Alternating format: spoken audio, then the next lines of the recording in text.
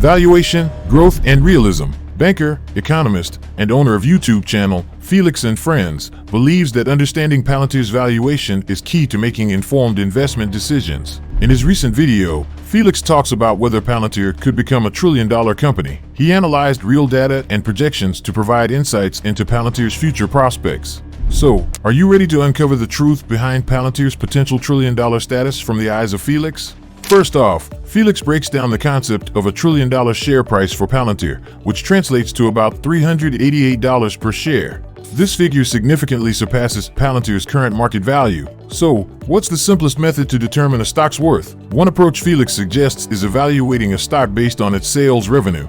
Essentially, this involves multiplying the company's sales or revenue by a certain factor. This straightforward method provides a basic understanding of a stock's value. According to him, Palantir's valuation isn't solely determined by this method. Other factors, such as growth projections, dilution, and market sentiment, also play crucial roles. Despite its simplicity, valuing a stock accurately requires considering various factors to grasp its true worth. He also explains that the primary method for valuing a stock is relatively straightforward. It involves taking the company's sales, which is essentially its revenue, and multiplying it by a certain factor. This factor represents the market's perception of the company's future prospects and growth potential. By multiplying the sales revenue by this factor, investors can estimate the company's value in terms of its market capitalization. This method is commonly used in financial analysis and is considered a fundamental aspect of stock valuation. Felix emphasizes that while this approach may seem simplistic, it forms the basis of scientific stock valuations. However, it's important to note that other factors, such as earnings, cash flow, and industry trends, also influence a stock's value.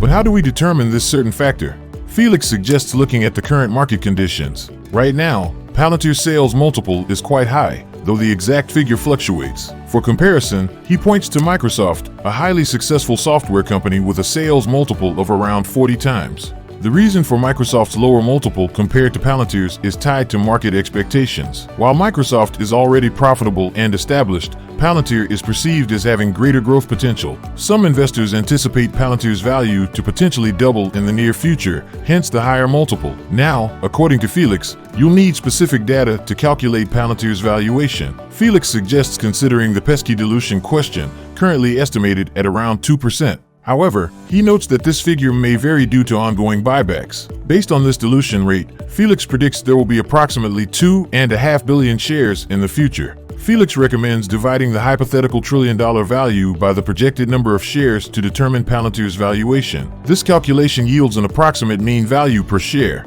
This process helps investors understand the potential value of Palantir's stock based on various factors influencing its share count and market cap. Another aspect Felix discusses is the necessary growth required for Palantir to achieve a trillion-dollar valuation. He illustrates that if Palantir were to grow at a staggering 43% annually for the next decade, it would need a price-to-sales multiple of about 145. This would align its valuation with that of Microsoft. Felix then considers more moderate growth scenarios, such as 30% to 40% annually. Even with this growth, he questions the feasibility of Palantir reaching its current high valuation multiple of 38 times in 5 years. While theoretically possible, Felix expresses skepticism about the realism of such a scenario, suggesting caution in expecting Palantir to become a $2 trillion company.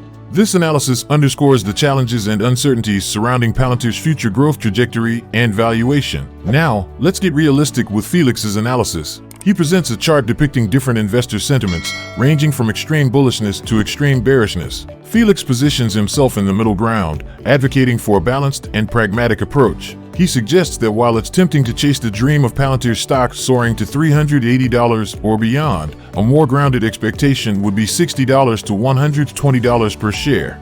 This aligns with a more conservative outlook, similar to Jackson's perspective. Felix emphasizes the importance of separating lofty expectations from a realistic investment strategy.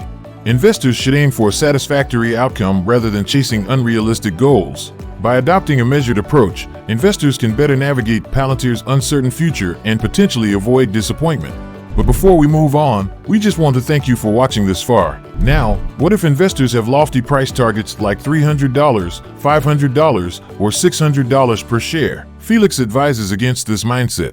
cautioning that such targets can lead to holding onto investments longer than optimal. He highlights the recent actions of Peter Thiel, a prominent Palantir investor who sold millions of shares, not out of lack of faith in the company, but as a strategic move to maximize returns. Felix stresses the importance of having an exit plan in place for investments. He suggests writing down clear exit rules and automating them within brokerage accounts. According to Felix, this disciplined approach is key to successful trading and investing. He offers to teach viewers these strategies, emphasizing that all successful investors and traders have well-defined exit rules. But it's not just Felix who thinks that Palantir has a steep climb ahead to reach the $1 trillion mark.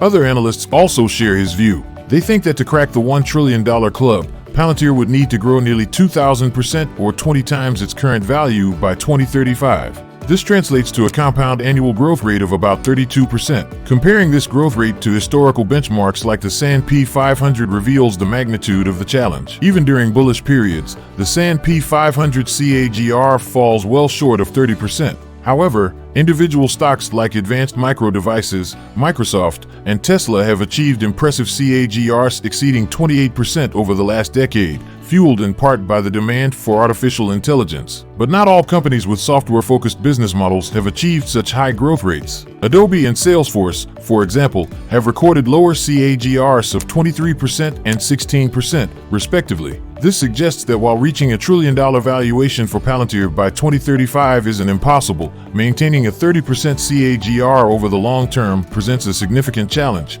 even for high-performing companies. Now, the big question is, could Palantir's business support a staggering $1 trillion valuation? Let's break it down. First, what does Palantir do? The company specializes in building software platforms that help organizations manage and analyze their vast amounts of data more efficiently. With the increasing volume of data generated daily, the demand for such services is higher than ever. Take the National Health Service of the United Kingdom as an example. Managing and analyzing this data in real time is crucial, with millions of patient interactions daily. Palantir software has proven effective in improving operational efficiency, such as reducing inpatient waiting lists and increasing operating room utilization. As Palantir continues integrating AI into its software offerings, there's even more potential for growth. However, achieving a $1 trillion valuation by 2035 won't be a walk in the park.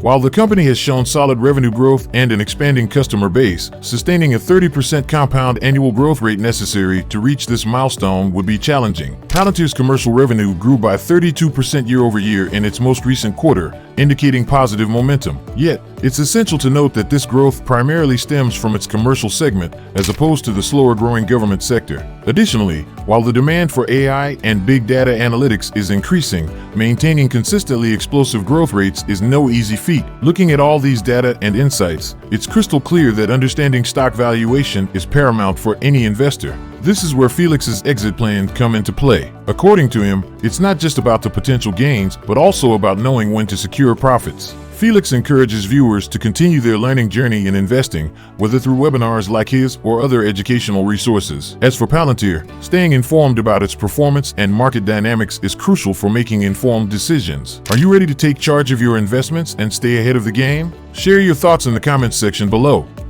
And that's it. Make sure to smash the like and subscribe buttons down below. Additionally, if you want to know about Palantir's $1 trillion potential, just click this video right here. Thank you for tuning in and stay tuned for more exciting content in the future.